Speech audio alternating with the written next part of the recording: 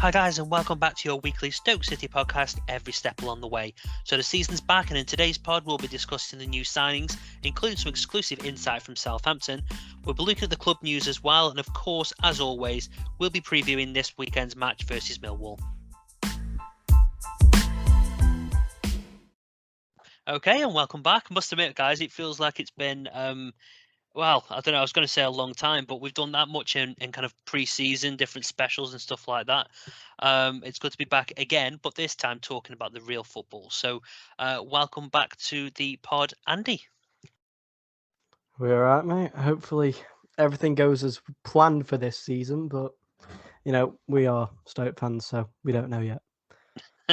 Yeah, well, I think we're more glass half full Stoke fans as opposed to glass Yeah. half empty, like some of them I've seen, but we will come back to that. Dan, welcome back to the pod, mate. How are you feeling? You're not through an eye of a needle still, are you, mate?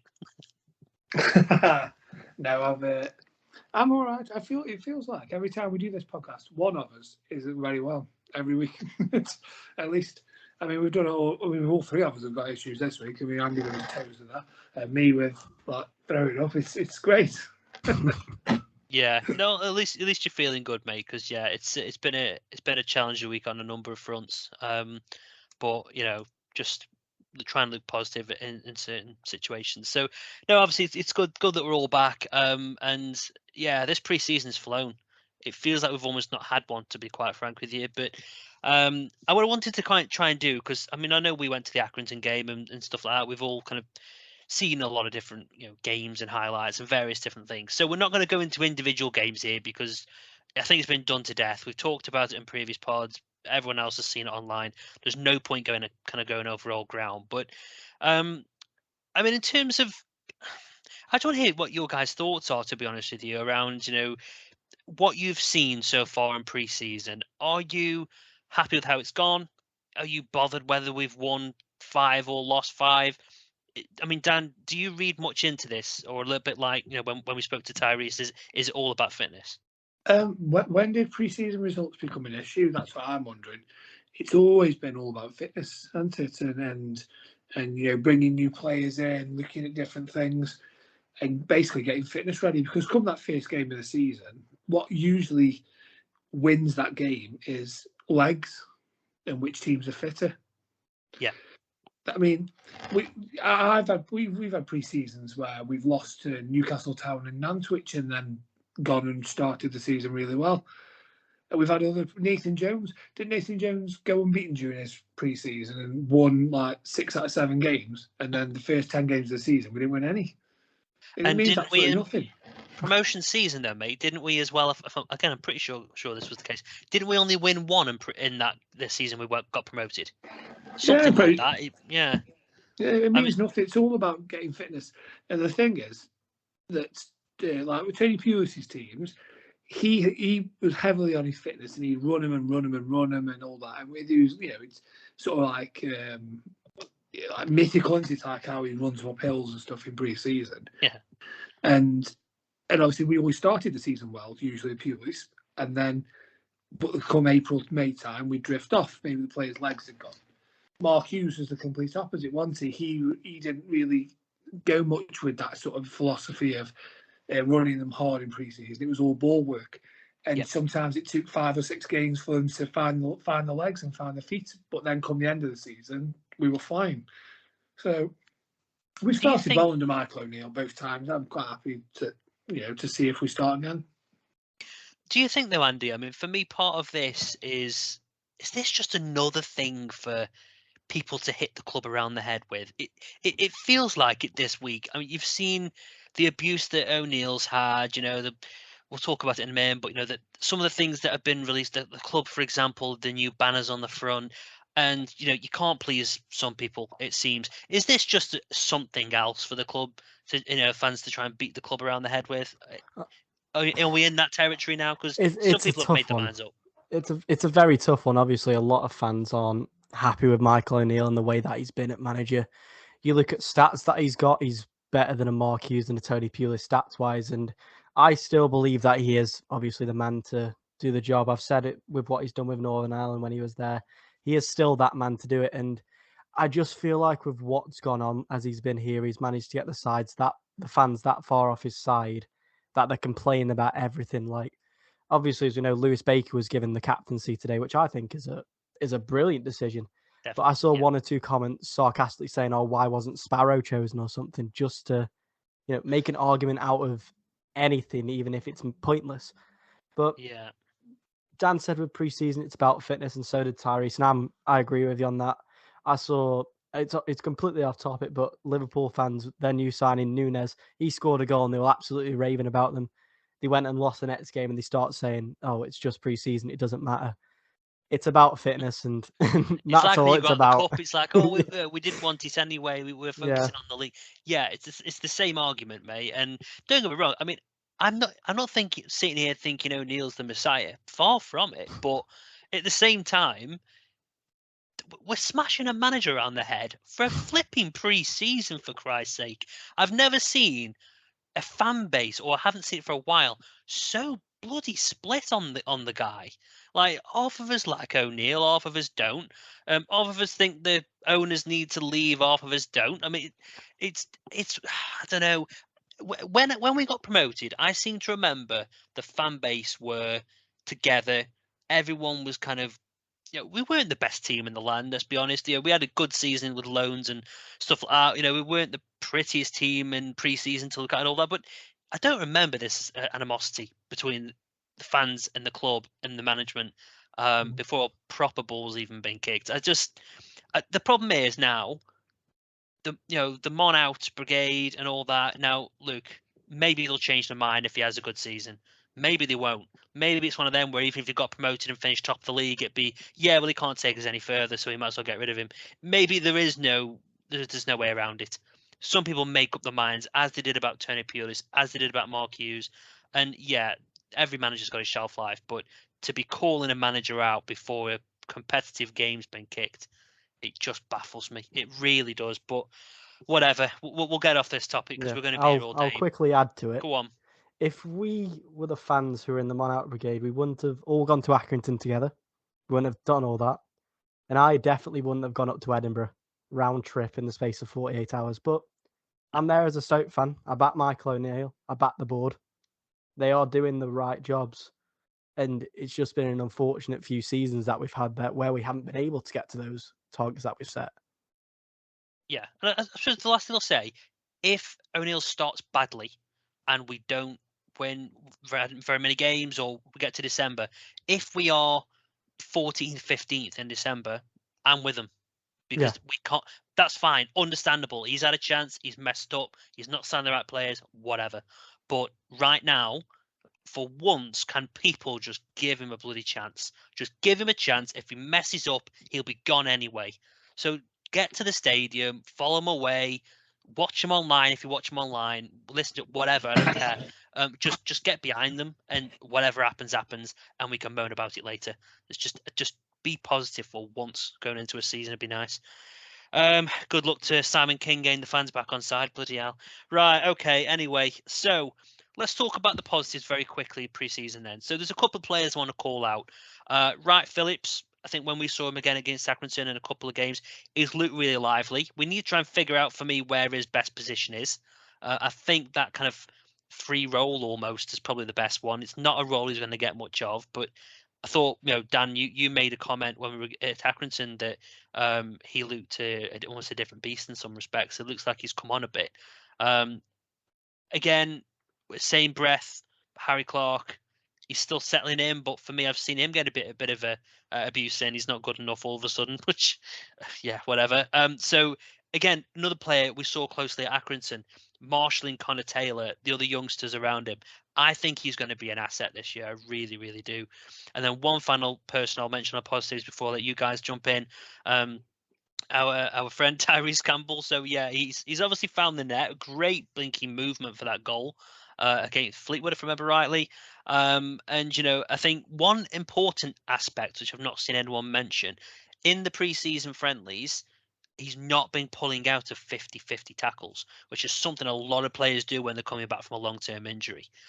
As we discussed before, he looks sharper, but obviously all of his work, because he couldn't go on the grass very much last season, he was in the gym a lot, wasn't he? So he was very bulked up, and for me, that didn't suit him. I think he's an explosive player, as he said himself. So pace, etc. So I think he looks more like the old Tyrese, is what I'm trying to say, I suppose. But yeah, any observations on any of those three? I think we've all kind of touched on them kind of a couple of times this season already. Yeah, Wright Phillips, like you say, Wright Phillips looks sharp.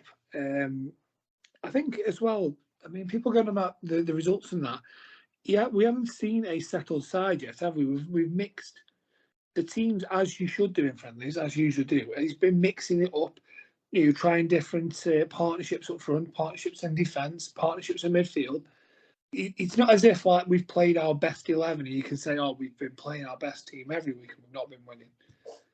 No. And plus, and like I say, Wright Phillips, I think he's done himself the world of good this pre-season.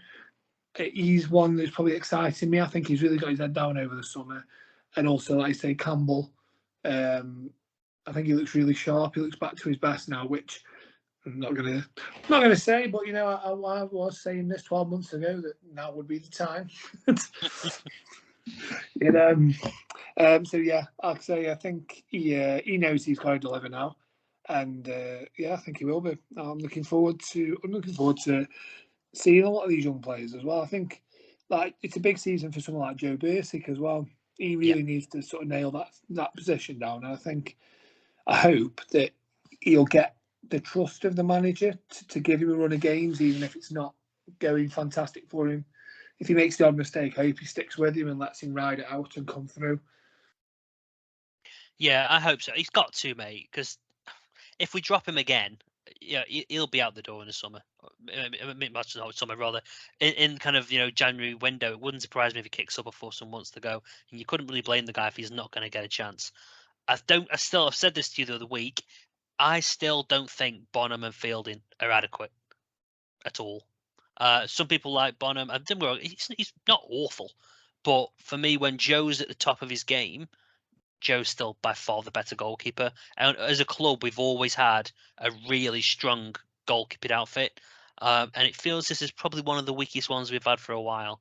I still think, don't know about you, Andy, but I still think we've got a few issues at right wing back, definitely left wing back. I'm not quite sure Liam McCarron's done enough for me. He's looked a bit lightweight.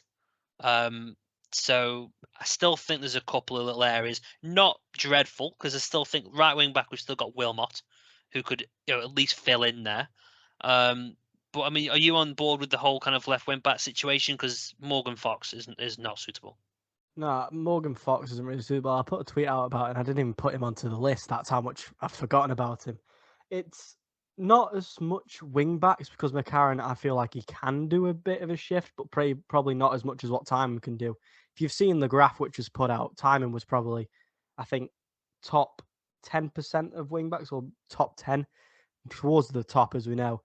But I think it's centre backs mainly. Obviously, we've got Sutar when he's back fit and Jagielka and Flint who can play that role. But either side of them, I don't think we've really got anyone. I can name Connor Taylor. We did have Will Forrester, who we'll touch on in a bit. But there isn't really much support for right or even left centre backs. Obviously, Wilmot and Clark can switch around. We don't really think Dehaney's got all that quality for a right wing back. And apparently he's on his way out the door from I've read from one or two things. But I feel like other than defence and maybe the backup goalkeeping situation, we're fine everywhere else. Yeah, I think we're at least good till January, and kind of see how it's going. Yeah, I don't think anyone else is going to leave. I mean, Dan, any other areas you think we're weak in at this minute, mate? I think we've kind of alluded to. I mean, I know he says he wants 2 more players, which I can only think is the left centre back position and a target man. I can only think those are the 2 he might be referring to. Yeah, I think he's pretty much said, hasn't he, that Sparrow's going to be the backup at right wing back. So that that sort of rounds off that position. But I'm just a bit worried there. If there's an injury to say Wilmot, where does the cover there? He's all of a sudden look very light on that right hand side in defence. Do you know what I mean? Like, obviously, if Clark gets injured, we could say, oh well, Wilmot could go right wing back. But then, if you take Wilmot out of the equation, you've lost the central half and a right wing back / right back. So Sparrow's got to be stuck in that position then. Yeah, and I think as well, like yeah. Clark, I like Clark. He seems to be another one quite similar to Baker, and he's got quite high standards. And obviously coming from Arsenal, same as obviously Baker did from Chelsea. I think that's sort of drilled into him from a young age.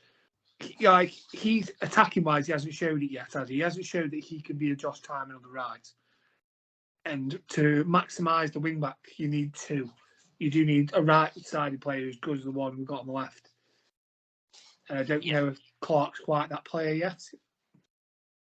No, I don't think he is yet. There's been signs. I mean, I've liked a couple of forays he's made going forward. For me, the question mark on Clark is in defence right now.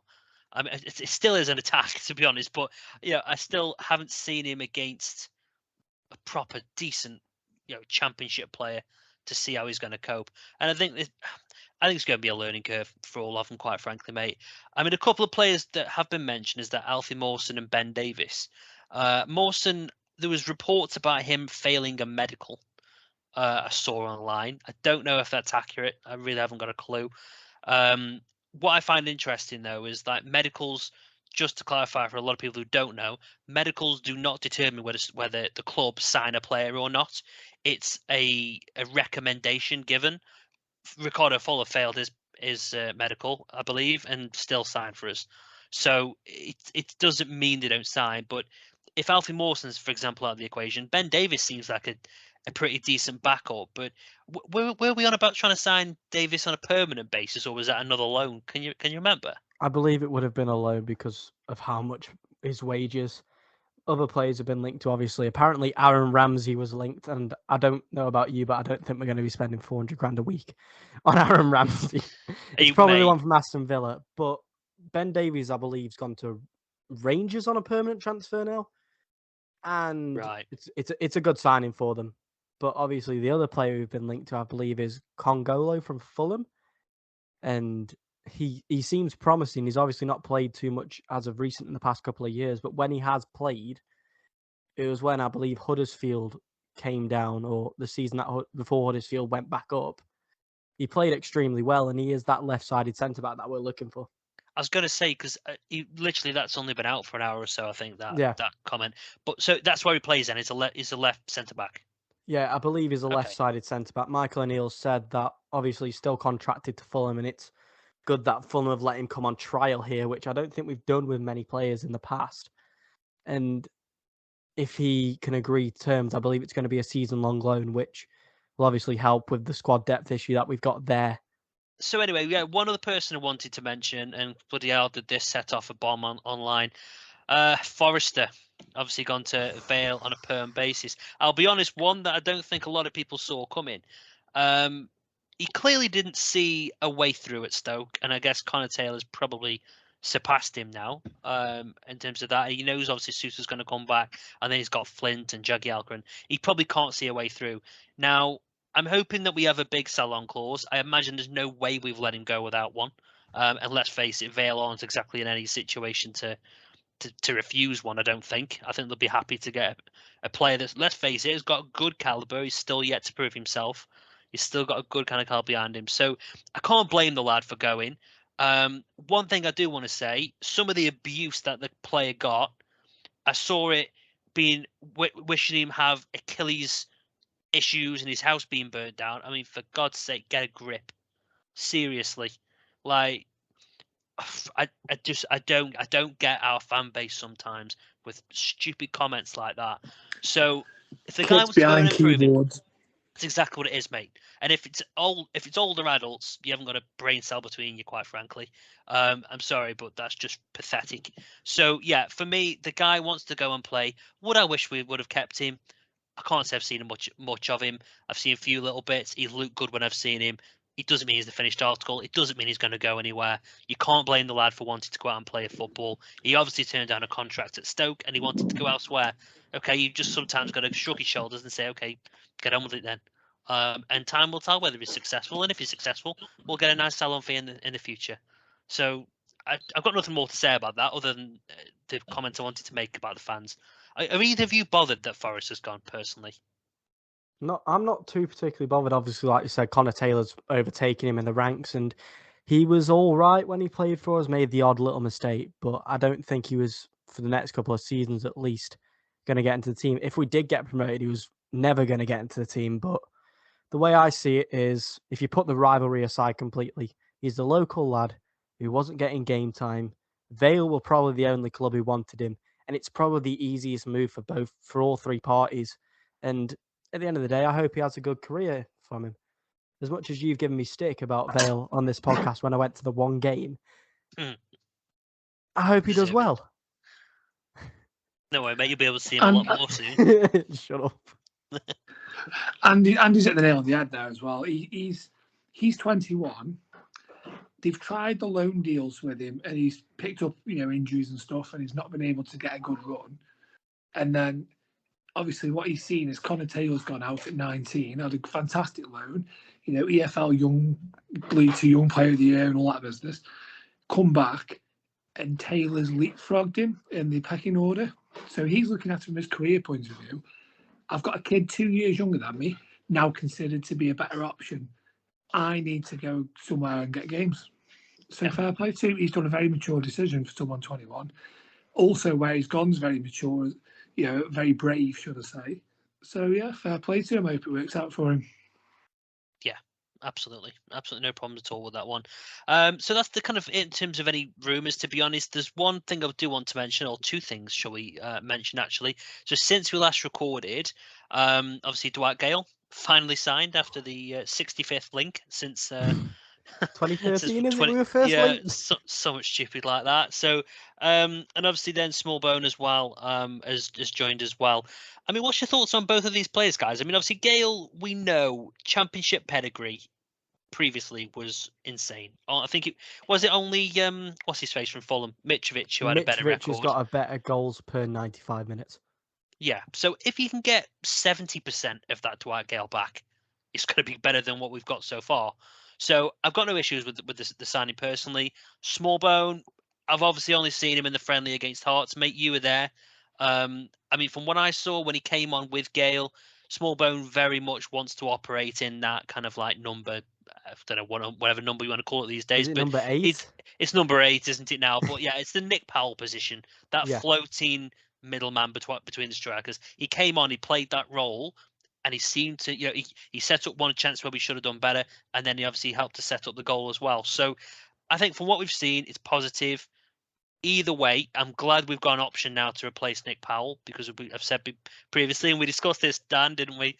I don't think Nick Powell's reliable enough. So it's about time we had someone there to challenge him. Are you happy with the whole Smallbone and Gale situation, Dan? Either of them, are you not impressed with? No, Smallbone looks just what we needed. I mean, I know it was only one snippet, but the goal we scored at Hearts, it was just that one pass he did where he's made himself available. He's had a first time pass played into him. He's laid it off first time. Timing's crossed it and we've scored. It's like he hasn't took a touch. He hasn't like stood there with a man on him, had the ball under pressure, took 3 touches, then played it off. It's quick. He's alive without the ball, and then when he's got it, he's already played it off. Yeah, and I mean, hopefully, mate, you can carry on doing that. It'd be interesting to see how we line up against Millwall. And you obviously you don't know in training, do you, how they've been setting up and all that. But I don't think, don't know about you, Andy. I don't think Gale's going to start. I mean, we'll come on to teams properly in a minute. I don't think Gale's ready to start yet, for the simple fact that I think it'd be very harsh to drop Jacob. I think away from home, that pace is going to be really important. But yeah, I think overall we're happy. Probably need another target man. But yeah, I mean, I know we had some audio as well, actually. So where Rob from the Southampton page, obviously he basically drops us a bit of audio in terms of what we should expect from Smallbone as well. So let's have a quick listen to that one anyway. Really, when I think of Will Smallbone, I think about a player who doesn't really fit into our system as much as kind of I think the fans had kind of hoped for. I mean, with Will, for example, he first broke into the kind of first team squad at the age of 19. At the time, he was able to play in that 8 position, which I think everyone would agree is kind of his best role. Whereas for the academy, he was kind of playing more as a forward 10. I think with Will, you know, I think if he didn't get that ACL injury a couple of years ago against Leicester, he would have really pushed on and be a solid part of our first team. But I think that, has kind of knocked him back a little bit in terms of his development. I mean, he's almost 23 now, and we're still sending him out on loans to championship clubs. Overall, we had a good pre-season. Very technical player. He showed his ability well, and he was unlucky not to get a couple of goals or assists, to be honest. I'm a big fan of him. I think when he's used correctly, he's very good and very, progressive and technical. However, in the system which we play under Ralph, which is the 4-2-2, he's either going to be a number 6 or a number 10. And in our system, I don't think he kind of fits either. He's not quick enough to be a number 10 as a winger, and he's not defensively and physically strong enough to be almost used as a number 6 next to Ward-Prowse or Romeu or even Lavia. So I think with Smallbone, if Stoke can play him, in that number 8 role, allow him the freedom to kind of get forward and create chances, I think you'll see a very promising player there. That's more of the role he plays for Ireland, in his under 21 team.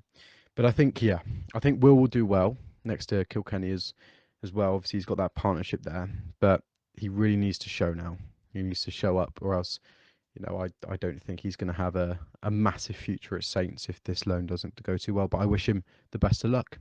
Lovely. Thank you very much, Rob. Much appreciated. So, yeah, pretty much as we've just been saying, really, he feels his best position is going to be around that, effectively the Nick Powell type situation. And obviously for the player himself, he's got a lot to prove. If he wants to go back to Southampton, he needs a good loan with us. So, Dan, you were mentioning just, mate, actually off air about Dwight Gale. So you want to just have maybe a quick comment on Gale, I think. Yeah, I think people have got to realise with Dwight Gale, he's not Jacob Brown. He's not going to be working the channels. They've got to be prepared that he's going to be standing between the goalposts around the penalty box waiting for the ball to come to him. And when he does that, he scores goals.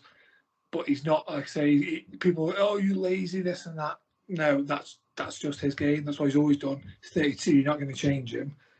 And people just got to prepare themselves for that, because I know Stoke fans aren't the greatest at having people who they don't consider to work hard, do they? No, and one thing we pointed out, mate, when we were at Accrington, we said, didn't we, Andy, that there was balls going into the box and there was no instinctive striker to get on the end of it. That goal poacher type profile. But from what Dan's saying, that should hopefully potentially solve that situation. Yeah, we can hope that. Obviously, we did mention as well how prolific of a goal scorer he is, and that's because of the way he plays as a poacher. He scored 59 goals in 100 championship games, and the way he's managed to do that mostly is by waiting for that ball to come into the area. Going on about Smallbone, one thing I will mention about him is he is wanting to cover any position that was open. So say, for example, Timon goes on the attack, and he knows there's a counter-attack about to start. He'll cover at left wing back till Timon's back. He's not lazy at all, what Stoke fans say. Whenever there's an open bit of space, he'll move to there to get the pass in and quickly play it back off. He seems like the exact player that we need for a Nick Powell replacement while he's out injured. And I've said this, and this hurts because he's one of my favourite players at the club. I think he could replace Nick Powell in the starting 11 this season. I think he could, mate. That hurts for me to say. But I tell you what, though, what a great backup Nick Powell would be. A fit Nick Powell. Yeah. No rushing back, give him time, and bring it back that way. So, well, if you remember when he was injured last season, I think he came off the bench against Huddersfield, as long as Jacob Brown. Obviously, Jacob Brown got the man of the match after like 15 minutes because he scored. But Nick Powell, when he comes off the bench, he knows what to do because he's watched the game for maybe 60, 70 minutes and he knows where we need to improve. Yeah, I can't wait to see the guy back. Don't get me wrong, and I'm saying, he's replacing Powell. It's not to say that Powell's no good. We all know he's one of the best players in the league when he's fit. We've just constantly been bringing him back when he's 60, 70% there because we've had lack of options. So hopefully, Smallbone hits the ground running, does really well, and then Powell really has to fight to get his place. But moving swiftly on anyway, so a couple of things to highlight from the club's news. I'm not going to go into any detail on this really, but obviously we've got the new 3-year license for Category 1 youth setup, which is, as we know, is really important when it comes to attracting quality youth players. So I'm glad that we've been able to get that extended. John O'Shea. So obviously we all know Mr. O'Shea, so he's come back as obviously a first-team club coach. The guy has got years and years of experience in defence. We've seen people complain about our defensive positioning, and yeah, it's not up to scratch right now, and it probably won't be. But I'm sure he can add a lot in the way of experience there. So hopefully he's a positive move for the club. And Andy, I'm going to ask you about this one to start with. So the new banners on the stadium, I haven't actually seen them in person. Obviously, I've seen them in pictures. I think you've been getting mixed reviews online. I don't think you were overly sold on them yourself. No, not overly sold on them. Obviously, from the images you've seen, they are a little creased. If they are perfectly straight and the wind doesn't affect them too much, they look all right. But I preferred the badges, in all honesty, just the plain badges. It gave Stoke that rustic feel, and I don't know. I'm just not too sold on them. Maybe they might grow on me, like a few things do, but for the time being, when I've not seen what they look like in person, I can't really give a proper evaluation of them. No, we'll have to have a look anyway, mate, see what they're like. But yeah, I'm surprised the fabric, really surprised. I thought it would have been like hard, solid designs, but whatever. I guess it's easier to clean and deal with, I suppose. I mean, Dan, what's your thoughts on the new banners, mate? Are you bothered at all, or do you like them? Would have been nice to have more like players or former players, that kind of stuff, like they have done previously. But I suppose that then, like I say, leads into some people arguing why is that player on there, not this player, and all that.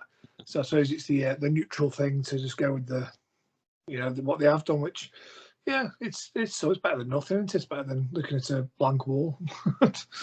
Yeah, I must admit the one thing I did make a comment about, and it's bugging me now. I've seen it. The actual placement of the banners, they look too far to the left. They're not centered. Now you've heard me say that. Go back and have a look, and it's going to bug you every time you look at it now. So I apologize. I saw it, and you're bringing memories back now. I don't so like yeah, that if anyone now. hasn't realised listening to this, go and have a look at them, and then it'll be a problem for you as well. I don't know if it's. I don't know. It just doesn't look right. So whatever. Maybe they'll get some feedback. I mean, a sports council, I think definitely something I want to bring up to see whether that was intentional or they've just put them up wrong, whichever contractor's done it. But yeah. Anyway, so Dan, I know you like to do the under 23s. Obviously, it's under 21s now. We had a game against Altrincham, I believe, in the week. A bit of a media blackout, so we couldn't really give them too much information. But we had a few goal scorers in that one, didn't we? Yeah, so we managed to beat Altrincham 5-1. I think it was more of a confidence game, really, for people trying get some goals in us and some minutes in players who haven't had as much during pre-season, maybe. And we've done quite well, really. I mean, Smallbone, Gale, Wright Phillips, Tesgal, and Jack Griffiths all managed to get on the score sheet. So, yeah, that's going to be it's something for them to take into the season, isn't it? I mean, they're going to figure in varying degrees in the first few weeks of the season.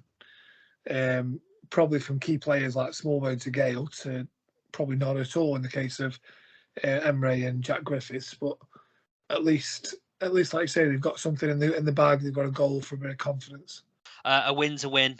Noticed that one wasn't shouted about online very much because we didn't lose. Anyway, now loanees as well, Dan. So Lewis McCarry has obviously been on loan at Dundalk, hasn't he? In recent times. Yeah, so he's been there for the All Irish season, which runs through the summer. It's a summer sport, obviously, in the Republic of Ireland. So he's been there. Last time we caught up with Dundalk, that was in April, and he was real fans' favourite, doing really well. So yeah, we've managed to go back and get an update here. So this is from James, who's, like I say, he's part of the media in Dundalk, and this is what he says. Hi Dan, James Rogers here from the Argus newspaper in Dundalk, just providing a bit of an update on Lewis McCarry. I think I was previously on your podcast back in sort of mid-April, and I think fair to say give a glowing review of how Lewis was doing. I suppose since then he's probably, if anything, only gone from strength to strength. He's been part of a back four who at the weekend beat Finn Harps 3-0 and kept their 11th clean sheet in 24 matches, which is, it's a fairly decent return, and definitely played a big part in that. He's really gone. He's really made that sort of right back position his own this season. He's, along with Greg Sloggett, I think he's the only player who has played in every game so far for Dundalk. He started all bar one, so I think he's the most starts of anyone in the squad. So it just shows you how important he's been. Couple of, I suppose, big moments for him in recent weeks. He provided a pretty unbelievable assist, which you've probably seen, for Robbie Benson's winner against Shamrock Rovers in what was the top of the table clash in sort of mid-June. And at the time, Dundalk were in the middle of a run where they'd kept 5 clean sheets in a row. He's obviously played a huge part in that. The win last weekend against Harp saw them climb back up to second in the table. They're now 7 points off Rovers. And just at the start of their sort of FAI Cup campaign this weekend, where they're due to play Longford, so that's maybe a chance for him to challenge for a bit of silverware. Not out of the title race just yet, but I suppose Dundalk's main aim this season would be to qualify for Europe next season, which they'll do if they finish in the top 3, possibly 4, depending on who wins the cup. So yeah, it's going well for Lewis. I suppose one of the amazing achievements he's had is that he has got this far in the season and played so many minutes and not been booked yet. So, it's probably a sign of his discipline and everything as well that, he's done that. But certainly there was a question mark towards the end of June whether he would return to Stoke. Obviously Dundalk held on to him. I think everyone at Dundalk welcomed that, which is testament to how well Lewis has fit in here. I know he's a Stoke lad through and through, between family connections and obviously living and growing up there, and it's undoubtedly his aim to one day play for the club. But I think he'll return to you guys next season, certainly a better player, and he'd be all the better for the experience. So I think you can be pleased with how he's doing on loan so far, but hopefully more to come from him as the season progresses. There's about 12 games left in the league, and as I say, the cup's just kicking off this weekend, so hopefully plenty more for him to come before the end of the season in November. Cool, lovely. Yeah, James, thank you very much indeed, mate. Always good to try and catch up on players, and be interesting to see if that's somebody who will make his way through the club sometime soon. Either way, you started off really well, so that's positive. I was going to say, it's interesting as well. I mean, I mentioned earlier on about right backs, interesting. Look a bit light on that right hand side. Obviously, we've got Lewis McCarry there, who will be coming back to us in the autumn time at some point, and we've also got Tom Edwards, who's out in New York. Yeah.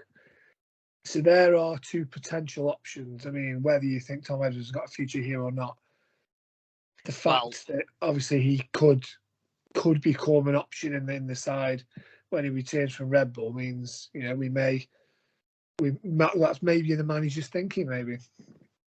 Well, I still think he's got a place at the club, mate. I still think he'd be probably quite well suited for this position. From what I've been told from somebody who apparently, I know he knows him, he's really enjoying it in America.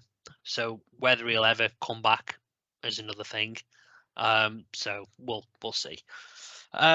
Okay, cool. Well, let's move on to obviously previewing our first game of the season. That sounds so good.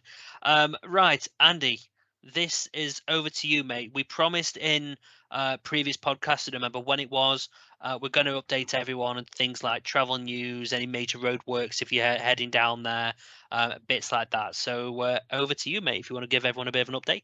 So, as we know, we've been given an allocation of 1,956 tickets. I believe by the time the game comes around, we're going to have sold all of them out. There's about 30 left. If you are getting the coaches do depart at 9:30 in the morning.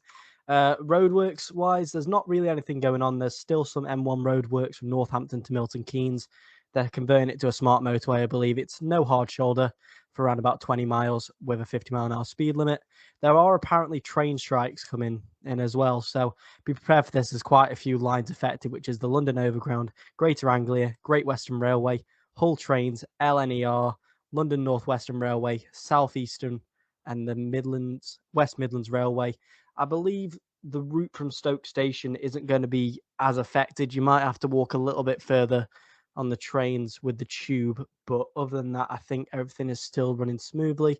So today as well, Morecambe's ticket information as well as Huddersfield's given out.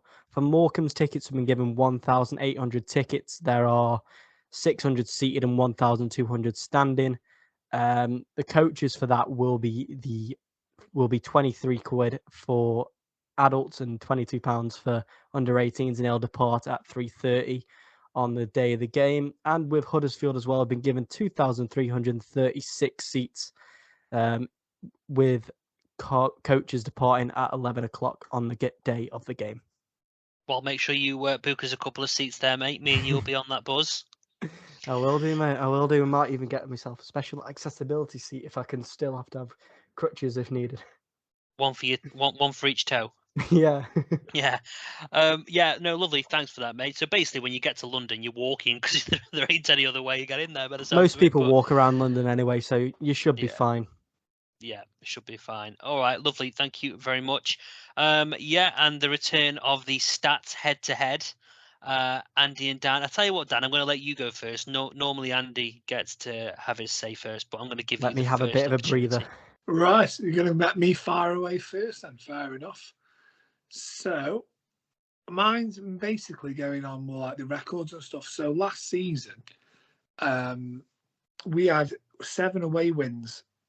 We had 7 away wins, and we scored 27 goals away from home, which, if you look back in history, is the most in any season since 2008 when we got promoted.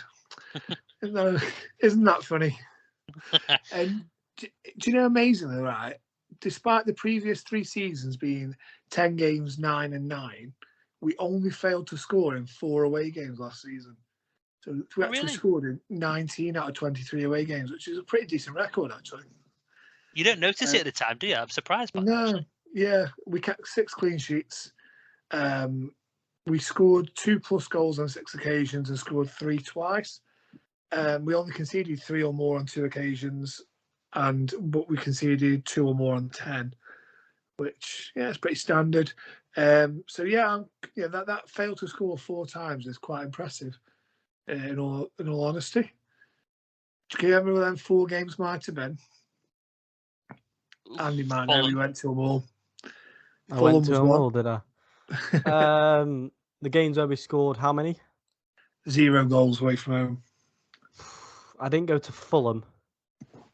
So it's Fulham, Coventry, Bristol City. Coventry, Bristol City was awful. In Birmingham, I didn't go to. I went to 2 of them. But they were the 4 games. As for Millwall, in this century, we've got 9 points from 9 visits to the New Den. But since we got relegated in 2018, we've got 2 points from 2 0-0 draws from 4 visits. Well, we know what's going to happen here now. It's going to be boring then, isn't it? Oh, it'll be boring, mate. It will. As for opening days, we won the first game of the season last year, which was the first time since 2009 that we managed to win on the opening day of the season, having collected just 2 points from the previous 8 opening day fixtures before that. So we don't start very well very often. Last year we did. And we actually went undefeated in the first 4 games last season. So we'll take that again, please, Mr. O'Neill. We can get that arranged. Well, mate, hopefully, I remember there was a big deal made about that, the fact we'd actually won the first game of the season. There was quite a few things where a big deal was made about last season, wasn't it? And then it all fell apart. Yes, let's not go there again. No problems. And any more stats, Dan? Or you out? I'm going to leave it at that. I'm happy with what I've given. Okay, Andy, beat that. So Millwall are actually unbeaten in the last 4 home league games against Stoke, where they've won 2 and drawn 2. The last time they did get a defeat was in 2005, where they were managed by Colin Lee. Who? Colin Lee. Okay. The last 3 games between Millwall and Stoke have all seen 8 goals scored in total, which is as many as the 8 matches between the 2 teams previously, which I think Dan touched on. Millwall have lost their opening league game just once in the last 8 seasons, and that was a 1-0 away defeat to Nottingham Forest in 2017. Last season, obviously, we did beat Reading 3-2 in the league opener, which the last time we've won 2 on the bounce of opening league openers was 2003-4 and 2004-5. And going on to a special stat about Lewis Baker, he was involved in 10 goals in 21 championship appearances, which is 8 goals and 2 assists, which between his first start in January and the end of the league season, Baker would score more goals from outside the box than any other player in the division, which was 4. And he's going to do double that this year. He's going to definitely get more than that. Looking forward to. He's one player I'm really looking forward to seeing what happens with this season. Could be special, that. It could be a very special. If you add Laurent and a fully fit Nick Powell into that 3 and a small bone, maybe if you want to play 4 in midfield, we're talking. Right. Well, the point goes to Andy this week. I'm impressed. I think that's mate. the first point I've received. Sorry, Dan. I have to give him something, mate. It's he's been in surgery this week, mate. Just got to build that confidence up a bit. It's all right. It's okay. Do you want a hug, Ben? Let's get a couple of back-to-back bits of recording now for you. So first up, we have Chris from that Millwall podcast. So Chris has been on previously, so thank you for that again, mate. So let's have a quick listen to what he thinks about this weekend's game, and then we'll get straight into Graham McGarry's prediction. So Graham is very, very much back from this season. So let's listen to what both of them had to say. Hello, it's Chris from That Millwall podcast. We are available on all normal podcasting channels, all socials and YouTube. Make sure to check us out. Okay, just to give you my thoughts on the Millwall Stoke game happening this coming Saturday at the Den. 2 teams that I think will be hoping for more this year. Teams that are both flattered to deceive when it gets to the crucial crunch time. And 2 teams that have done sort of varying bits of business in the transfer window. My thoughts on Stoke, first of all. My understanding, and obviously keep me honest, they're Stoke fans, but Harry Souttar and Nick Powell will be unavailable for the game. 2 of your better players. I think Nick Powell is when he's fit, he walks into any team in the Championship. So 2 of your best players won't be available for the game. You have brought in Dwight Gow and Will Smallbone. I don't know what their match fitness is like. I know both of them have sort of had injuries in the past as well, but we also know what Dwight Gale's capable of in this league. So I think Stoke's overall success for the season will really be determined on getting those 4 players fit and firing for your season. The likes of, is it Timon or Timon? I don't know how to pronounce it, but he looks quite a good prospect down the left-hand side. And with the likes of Campbell and Brown up front, you've always got another threat as well. So I think Stoke will do well this season. I think you'll definitely be a top half finish. And again, you'll flirt with the playoffs. I think depending on how, what other bits of business you do in the next couple of weeks and keeping those 4 players that I mentioned fit will be determined whether you can actually make a push for the top 6. In terms of Saturday then, so you play a very similar style to us. If I understand correctly, you play sort of a variation of a 3-5-2 or 5-3-2, depending on what you want to call it. I think we've both got very pragmatic managers. I sense frustration in your fan base with Michael O'Neill, and we have similar thoughts on Mr. Rowett. I think the game, I don't think it's going to have loads of goals in it. Millwall Stoke games very rarely do in recent years. If I remember rightly, last year you beat us, I think 2-0. Or was it 3-1? It was a 2-goal. I'm sure it was a 2-goal win for you guys at your place. And I can't remember if we beat you or drew at our place last season. So I think it'll be tight again. I expect us to adopt our high press that we've tried to get right in pre-season. We haven't as of yet. And against Ipswich, we were really poor. And I'm just hoping that we were kind of half-hearted and they've been working so hard in training. That's why the performance wasn't great. So it's a really difficult one to call. I think I'll probably go with a draw, a 1-1 draw, if I had to sort of pick now. I think it's not going to be the most exciting of games, but I genuinely would expect both teams to be there or thereabouts in the top 10. To add to that, in terms of how I think we will line up on Saturday, so I think we'll adopt a very similar formation to what you guys play, a version of a 5-3-2. And I believe the lineup will be Bart Bilkowski in goal. Right back, I think, will be Ryan Leonard until Danny Mack's contract situation is sorted. Left back, Scott Malone. I think the back three of Murray Wallace, Jake Cooper and Sean Hutchinson. In the centre of the park, I think it will be Jamie Shackleton alongside, this is the difficult part, alongside George Saville and probably Zian Fleming. And then up front, Benik Afobe and Tom Bradshaw. That would be really harsh on George Honeyman. For me, I would probably play George Honeyman over George Saville, but I just think you'd have 2 5'5" players in the middle of the park, which could be a recipe for disaster. Of course, you've got Billy Mitchell was there as well, which is good competition for places. That's how I think we'll line up. Hello there, you Stoke City fans, as you listen to every step along the way and you get ready for the start of the new season. Optimism is high at all football clubs at this particular time of the season, and while Stoke City have not had the best of pre-seasons, let's put that behind everybody and let's get ready for the big kick-off at 3 o'clock this Saturday afternoon. They go to Millwall, of course, not one of their most happy hunting grounds. I think you have to go back to the year 2005, and a certain John Halls scored the one and only goal to give Stoke their last victory down in South London. Well, of course, Gary Rowett's in charge, and he'll still want to get one over on his former club, but it's down to Michael O'Neill's side that he selects to get this season off on a good start and bring some momentum and get the fans right behind them.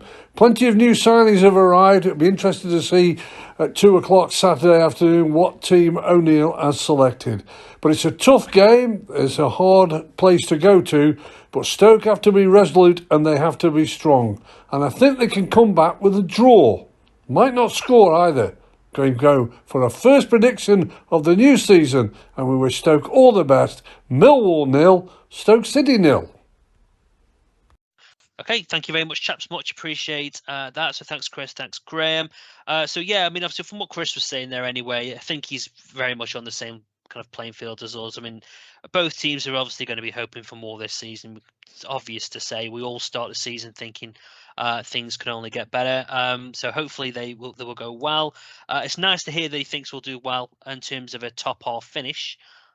He actually, funny enough, flirting with a top 6 finish is what he mentioned, which is more than most Stoke fans think we'll be doing. So should be interesting to see how relevant that is. And Graham, always good to hear from you, mate. I thought quite interesting, guys. He thinks West Brom are going to be dark horses this year. I'm not so confident. And I mean, we've obviously got to get our normal 6 points from West Brom, so that's going to dent their promotion hopes as well.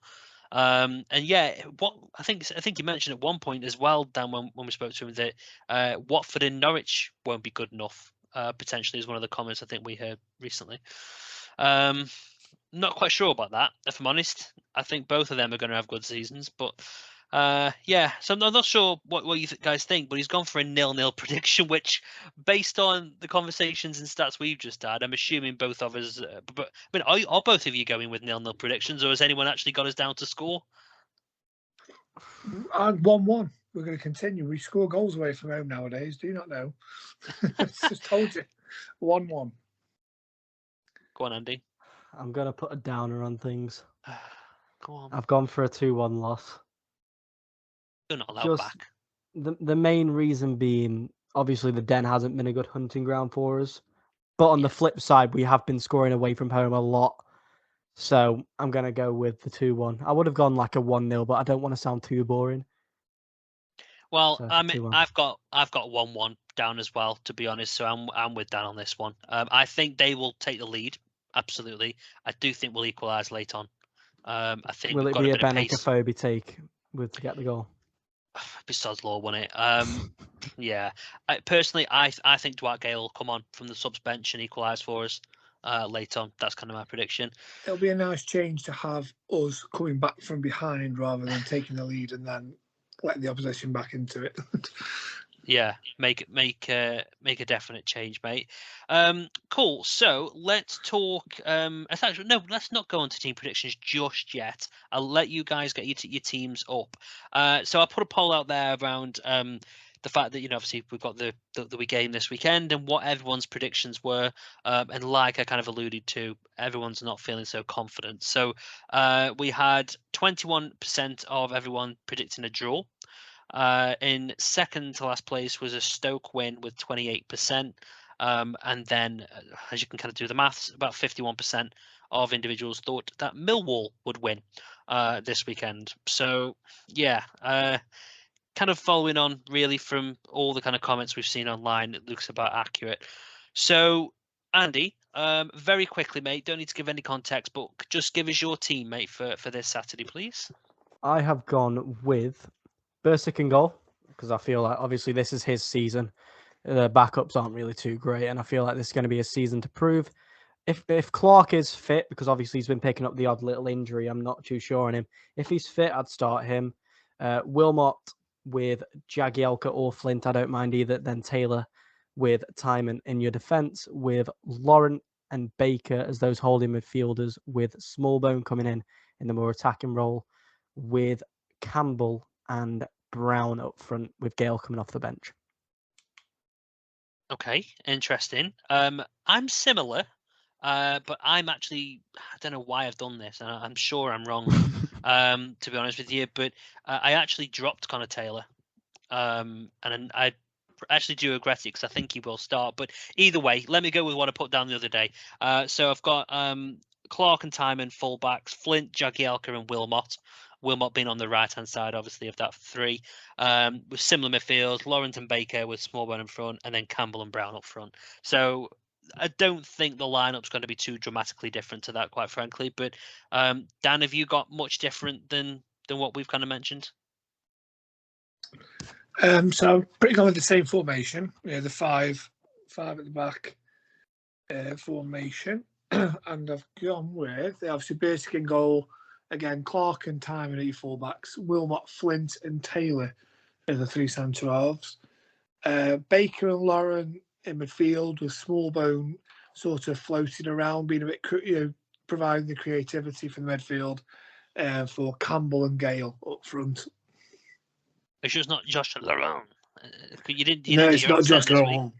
It's not Josh Laurent. We've been put right.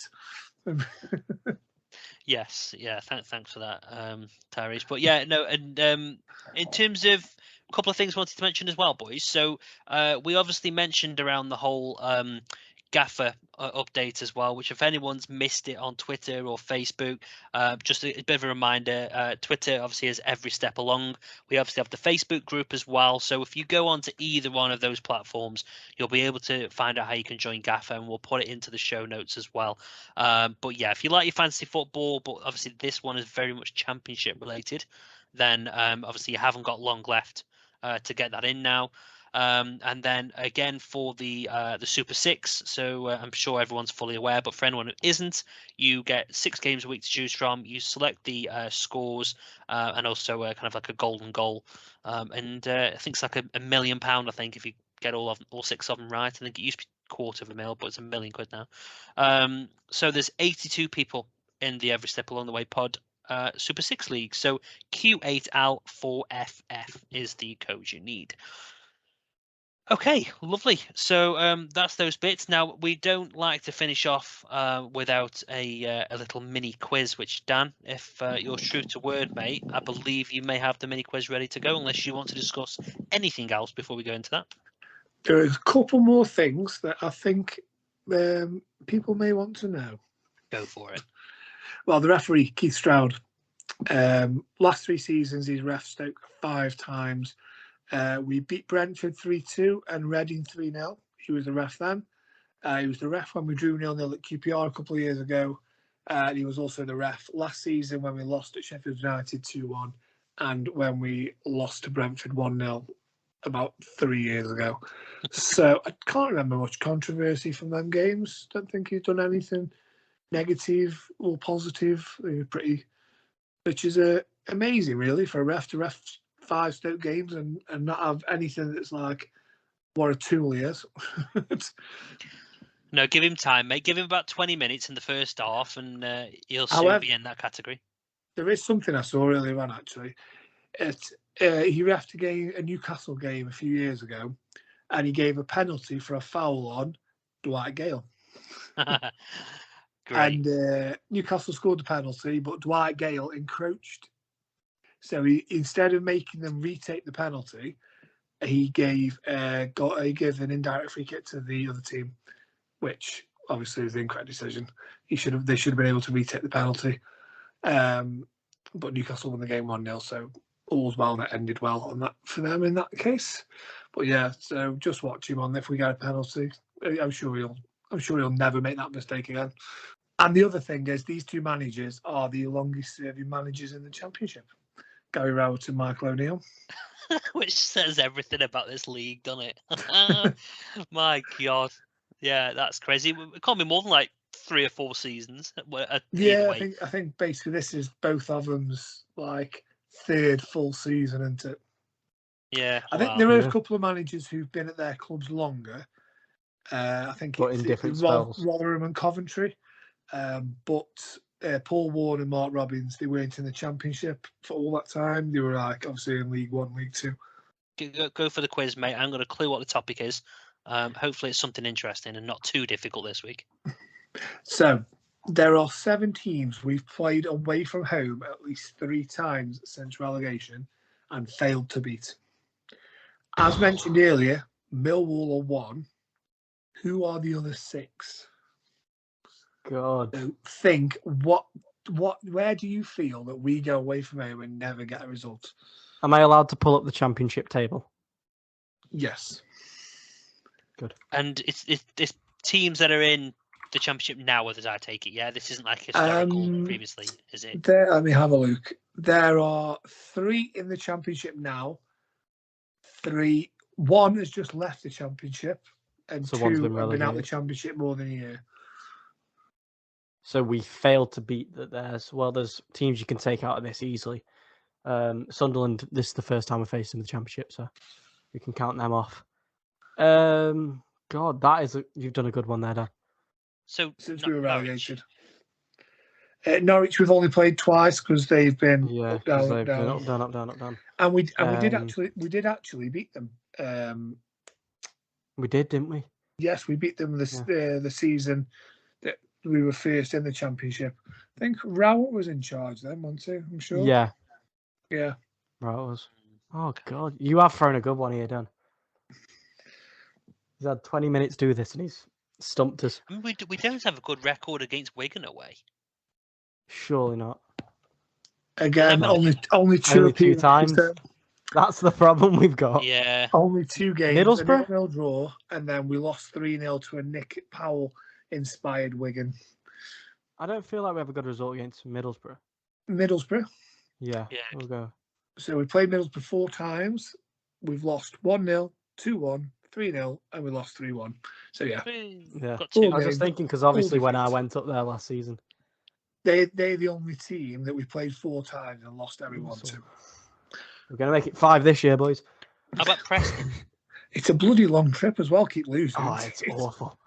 Preston. That's what Mike's just said. Preston? No, we beat Preston 1-0. Not last season, the season before. Okay. No, we've only got another 13 teams to guess. We just keep working way through the table. How do we do against QPR normally? I seem to remember QPR's beating London, them, actually. isn't it? Yeah, we beat them last season. That's it. Yeah. Cardiff? Cardiff's 1. Oh, we've got 1 left then. Yeah, literally it's going to be at the stage where you've named every team. Oh, well done, you got them all. So Cardiff, we drew 0-0, lost 1-0, lost 2-1. We've beaten Bristol. We've beaten Blackburn. So you've got Cardiff. Birmingham. Birmingham's 1. Yeah. Well, that's 4 then, isn't it? That's 4. So we drew 0-0 last season, and before that we'd lost 2-0 twice and 2-1. So you've got Birmingham, you've got Cardiff, you've got Middlesbrough. Now they're the 3 that are in the Championship. There's 1 Premier League team and 2 League 1 teams now. Current League 1, current Premier League. No, not Bournemouth. Oh no, because we didn't we? beaten there. Yeah. Fulham. That's the only other one I can think. No, do you want me to tell you the last 3? It'll be Forest 20s. So We never beat Brentford away. we beat Forest. Oh, of course we did. We drew 0-0, lost 2-1, lost 3-1. And we never beat Sheffield Wednesday away. Drew 0-0, drew 2-2, lost 1-0. And the surprising one, we never beat Derby. We don't, do we? 2 0-0 draws, And a a 2-1 defeat 4-0. last season, and a horrible 4-0 defeat. 4-0 was my first away game. Was it? It was a great night out, nonetheless. But God, Okay, well, that wasn't too bad, Dan. I must admit, we made our way through pretty much every single team that's ever been formed. it's the only way you can do that one. Should have given us lives. Yeah, we should have given us lives because we really fluffed that one. All right, well, starters were mean to go on. We know that while it went last season, we weren't exactly great, were we? So we got there in the end, didn't we? Yeah, we did. Okay, well, Mr. Daniel, thank you very much for that indeed. Interesting to see what you come up with next week. Must be running out of categories by now. Any final thoughts from you boys before we shoot off? Hopefully we can win at Millwall. Yeah, well, for once, it'd be nice to start well. I think Michael needs it. So yeah, fingers crossed. I know that obviously one thing we should mention actually, obviously there has been the club meet the manager, meet the owner thing tonight. And everyone was just saying, look, nothing earth-shattering going on, but it's worth a watch, and that's available on I think on YouTube tomorrow. So if anyone's obviously not been there on Thursday night, then you can go and watch it tomorrow. Or today. Or today, technically. Yeah, it depends if you've got a time machine or not. All right, cool. Well, boys, thank you very much indeed. Here's to 3 points this weekend and starting the season as we want to go on. Catch you later on.